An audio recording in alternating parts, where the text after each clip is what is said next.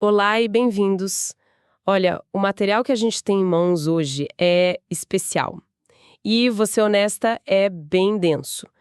É um trecho de uma tese de doutoramento chamada Primeiro Esboço de um Tratado de Metametafísica, Introdução ao Realismo Complexo. Mas calma, não se assustem com o título. Nosso objetivo aqui é muito focado. A gente vai mergulhar no capítulo 2 do título 4, que explora a metametafísica a partir das ideias de dois filósofos, Alfred North Whitehead e Nikolai Hartmann. E a nossa missão, assim, é entender o que o autor da tese chama de profilaxia metafilosófica. Acho que a melhor forma de pensar nisso é como uma espécie de detox para o pensamento filosófico, sabe? Um guia para limpar certos vícios mentais. Exatamente. E essa ideia de metafísica, na verdade, é mais simples do que parece. É basicamente a filosofia olhando para si mesma e perguntando: como é que a gente está fazendo isso? Que ferramentas a gente está usando? E, principalmente, será que essas ferramentas não estão, na verdade, atrapalhando? Para construir essa profilaxia, esse detox, o autor primeiro faz um diagnóstico. Ele mergulha lá no Whitehead e no Hartmann para mapear os erros, os preconceitos, as armadilhas que eles viram na história da filosofia. Tipo uma anamnese do pensamento ocidental para entender os sintomas antes de propor o tratamento. Isso. Perfeito. É exatamente essa a ideia. Ok, então vamos começar a desempacotar esse diagnóstico. A primeira parte vem do Whitehead. O autor mostra que o Whitehead listou o que ele chamou de 9 procedimentos falaciosos, que são, na prática, 9 grandes armadilhas que desviam a filosofia. Uma que me chamou muita atenção foi a da linguagem. A gente pensa com essa estrutura de sujeito-predicado, né? A maçã é vermelha. E o Whitehead alerta que o perigo é a gente assumir sem questionar que a realidade funciona igualzinho à nossa gramática. O que é uma tentação quase irresistível, né? Porque é a nossa ferramenta padrão. Mas é como tentar, sei lá, entender o oceano usando só uma régua. A ferramenta limita o que a gente consegue perceber. Whitehead diz que a realidade não é uma coleção de coisas com qualidades grudadas nelas. É um fluxo, um processo. E a nossa linguagem sofre para capturar isso. Isso me leva a outro ponto que o autor destaca que parece muito conectado. A falácia da concretude mal alocada. O nome é complicado, mas a ideia... A ideia é super atual. Completamente. Essa é a falácia que a gente comete quando pega uma abstração, uma ideia, e trata como se fosse uma coisa de concreto. Whitehead pensava em matéria ou mente. Hoje, a gente poderia falar sobre a economia, o mercado. Ah, sim. Né? O mercado ficou nervoso hoje. Exato. Ou a internet decidiu tal coisa. A gente trata uma rede super complexa de relações como se fosse uma entidade única, com vontade própria. O que simplifica tudo de um jeito perigoso. E aí entra um outro pensador, o Nikolai Hartmann, que parece aprofundar esse diagnóstico, mas de um ângulo diferente. Um ângulo fascinante. Se o Whitehead está preocupado com as ferramentas defeituosas, como a linguagem, o Hartmann está de olho nos vírus do nosso sistema operacional mental. A tese explora os 11 erros tradicionais que ele mapeou. E o ponto crucial que o autor deixa claro é que não é culpa de um filósofo específico. São preconceitos sistêmicos, então. Vieses que se infiltraram na cultura. Isso. Vieses que a gente repete sem nem perceber. E quais seriam os vírus mais importantes que a tese destaca? Olha, um dos principais é o preconceito da heterogeneidade. É aquela suposição de que existe um abismo, uma separação total entre o nosso pensamento, a mente, e o mundo lá fora, o ser. A clássica divisão mente versus matéria. Exatamente. Hartmann diz que começar com essa separação radical já contamina todo o resto. Outro erro, que é quase um reflexo nosso, é o teleologismo. A tendência de ver um propósito em tudo, certo? De achar que o universo tem um plano. Exato. A necessidade de acreditar que tudo está caminhando para um destino final. E junto com ele, vem o postulado da harmonia. Aquela fé de que, por trás do caos, existe uma ordem secreta, misteriosa, que garante que tudo vai fazer sentido no final. Uma espécie de otimismo forçado que nos impede de olhar para a realidade como ela talvez seja, complexa, desordenada, Pois é, uma muleta. entendi. Então temos o diagnóstico. Whitehead aponta as ferramentas quebradas, Hartman os softwares viciados. E é aqui que a tese fica realmente poderosa. O autor não só lista os problemas. Na seção Profilaxia Metafilosófica, ele faz o que ele chama de análise cubista. Ele usa um para iluminar o outro. E é nessa fusão que o tratamento, a profilaxia, toma forma de verdade. Vamos pegar a primeira perspectiva. As críticas do Hartman vistas pelas lentes do Whitehead. O primeiro ponto é o método. A filosofia especulativa do Whitehead, ao contrário do que o nome sugere, não é ficar viajando na maionese, sabe? Não é especulação no sentido de achismo. De jeito nenhum.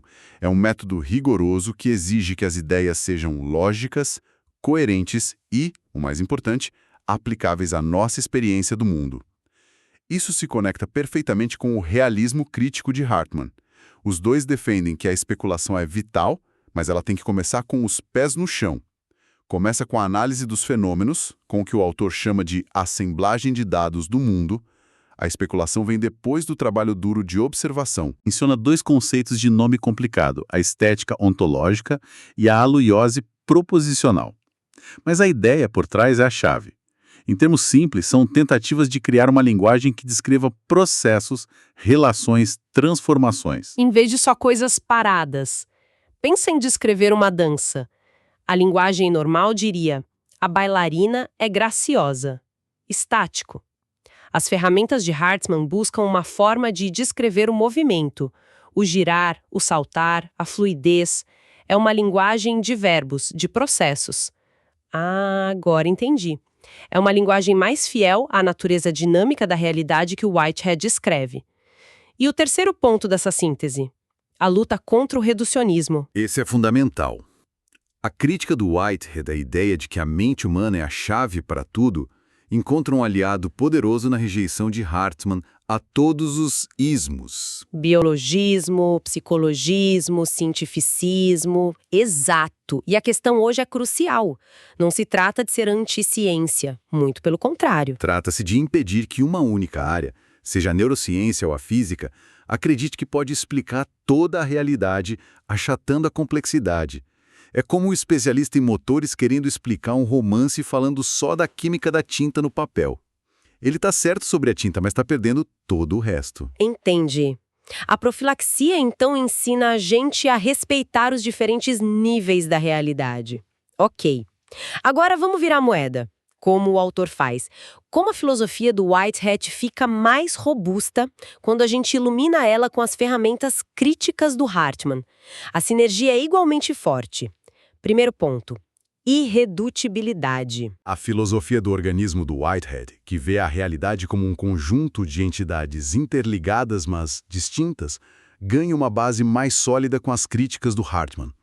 Hartman ataca de frente os dois preconceitos, o da identidade, que diz que pensamento e ser são a mesma coisa, e o da heterogeneidade, que diz que são totalmente separados. Ao limpar esse terreno, ele abre espaço para a visão do Whitehead. A realidade é feita de entidades autônomas e interdependentes. Cada categoria da existência tem suas próprias regras. Isso tem implicações enormes. Quer dizer que não dá para usar só as leis da física para explicar um fenômeno biológico, por exemplo. Exatamente. Cada nível tem sua complexidade que emerge. E o segundo ponto reforça isso, focando na ideia de um processo aberto.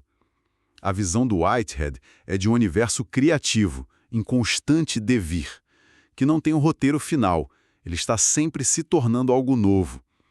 E as críticas do Hartman ao normativismo, aquela crença de que tudo caminha para um ponto final pré-determinado, e ao postulado da harmonia, dão a base filosófica para isso. Juntos eles libertam a filosofia. Ela não precisa mais procurar um destino inevitável para o cosmos. A realidade pode ser plural, contingente, até meio bagunçada, e tudo bem. Então, se a gente junta tudo isso, o que temos?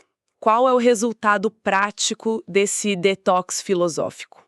Para onde isso tudo nos leva? Porque parece que todos esses erros que eles identificaram apontam para um problema ainda maior, uma suposição central que a filosofia moderna tem dificuldade de superar. Você acertou no alvo. Se a gente conectar todos os pontos, a profilaxia que emerge dessa fusão é um kit de ferramentas para fazer filosofia de um jeito mais honesto com a complexidade do mundo. É um manual para evitar o reducionismo, as dualidades simplistas e o alvo principal, o chefão final, que todas essas críticas miram, é o que a filosofia contemporânea chama de correlacionismo. Correlacionismo. O que é isso, de forma clara? É a ideia que virou dominante desde Kant de que a gente nunca tem acesso direto ao mundo em si mesmo. Tudo que a gente pode conhecer é a correlação entre o nosso pensamento e o mundo. É como se a gente tivesse trancado dentro de uma casa para sempre. Podemos descrever as janelas, a vista das janelas, como a luz do sol bate no chão, mas nunca poderíamos dizer que sabemos como o mundo lá fora realmente é, independente da nossa casa. Só conhecemos a nossa relação com ele. O mundo só existe para nós. Da nossa própria mente, de certa forma. Coloca a consciência humana no centro de tudo. A beleza da profilaxia de Whitehead-Hartman, como a tese argumenta, é que ela nos ensina a identificar e evitar os pequenos erros de raciocínio que, somados, levam a gente para essa prisão. Ao nos dar ferramentas para pensar a complexidade, a interconexão, ela abre uma fresta na porta dessa casa. Ela sugere que é possível, sim, pensar uma realidade que não depende de nós para existir. Perfeito. Para fechar nossa conversa, queria que a gente fosse um pouco além da análise da tese e pensasse no que tudo isso significa para quem se interessa por filosofia hoje. Acho que a reflexão final que essa profilaxia nos deixa é bem provocativa e, de certa forma, libertadora. Talvez o objetivo da filosofia não seja encontrar o sistema final, a teoria que explica absolutamente tudo. Talvez o objetivo seja algo bem diferente. Desenvolver uma atitude, um conjunto de habilidades críticas para navegar numa realidade que é, na sua essência, complexa, plural e irredutível. Uma realidade onde as diferenças entre os fenômenos, entre o físico, o vivo, o mental, devem ser respeitadas e não esmagadas em nome de uma unidade forçada. É uma mudança de foco gigantesca. Sair da busca por uma resposta final e ir para o cultivo de um modo de pensar mais sofisticado, mais aberto e, no fim das contas, mais justo com a própria complexidade do mundo. É isso, pessoal. Não se esqueça de dar like e de se inscrever no nosso canal do Assemblagem. Até a próxima!